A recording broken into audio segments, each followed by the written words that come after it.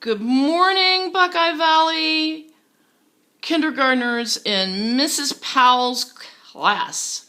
We are going to read the story of Ferdinand by Munro Leaf.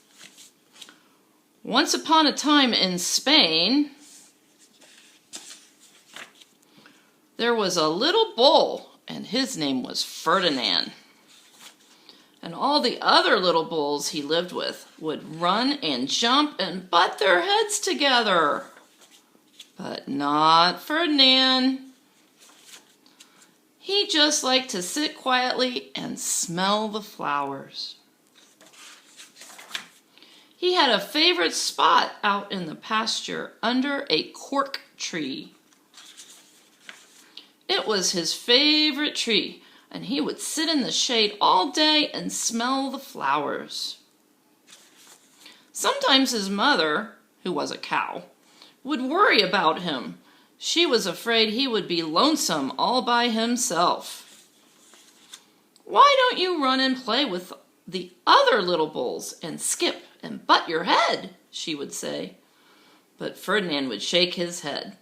"I like it better here, where I can just sit quietly and smell the flowers."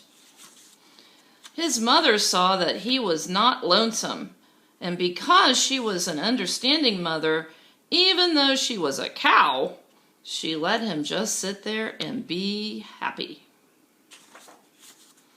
As the years went by, Ferdinand grew and grew until he was very big and strong. All the other bulls who had grown up with him in the same pasture would fight each other all day. They would butt each other and stick each other with their horns. What they wanted most of all was to be picked to fight at the bullfights in Madrid. But not Ferdinand. He still liked to just sit quietly under the cork tree and smell the flowers. One day, 5 men came in very funny hats to pick the biggest, fastest, roughest bull to fight in the bullfights in Madrid.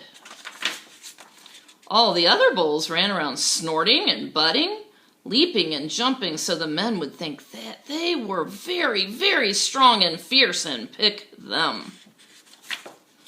Ferdinand knew that they wouldn't pick him, and he didn't care.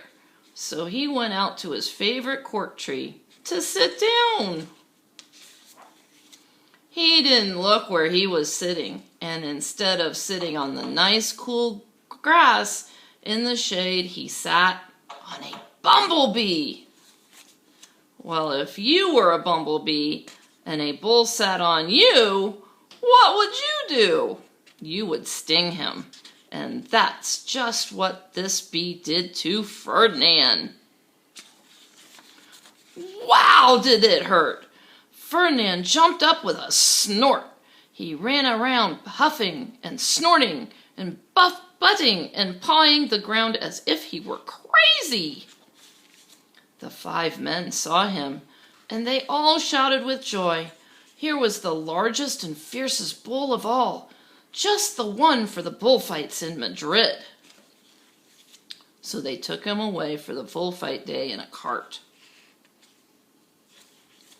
What a day it was! Flags were flying, bands were playing, and all the lovely ladies had flowers in their hair.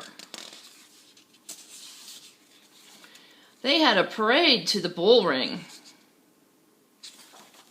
First came the banderilleros with long, sharp pins, with ribbons on them to stick in the bull and make him mad. Next came the picadors, who rode skinny horses, and they had long spears to stick in the bull and make him even madder. Then came the matador, the proudest of all. He thought he was very handsome and bowed to all the ladies. He had a red cape and a sword and was supposed to stick the bull last of all. And then came the bull. And you know who that was, don't you? Ferdinand. They called him Ferdinand the Fierce, and all the banderilleros were afraid of him, and the picadors were afraid of him, and the matador was scared stiff. Ferdinand ran to the middle of the ring, and everyone shouted and clapped because they thought he was going to fight fiercely and butt and snort and stick his horns around. But not Ferdinand. When he got to the middle of the ring, he saw the flowers in all the lovely lady's hair, and he just sat down quietly and smelled. He wouldn't fight and be fierce no matter what they did. He just sat and smelled. And the bandereros were mad, and the picadors were madder, and the matador was so mad he cried because he couldn't show off with his cape and sword. So they had to take Ferdinand home. And for all I know, he is sitting there still, under his favorite cork tree, smelling the flowers just quietly. He is very happy.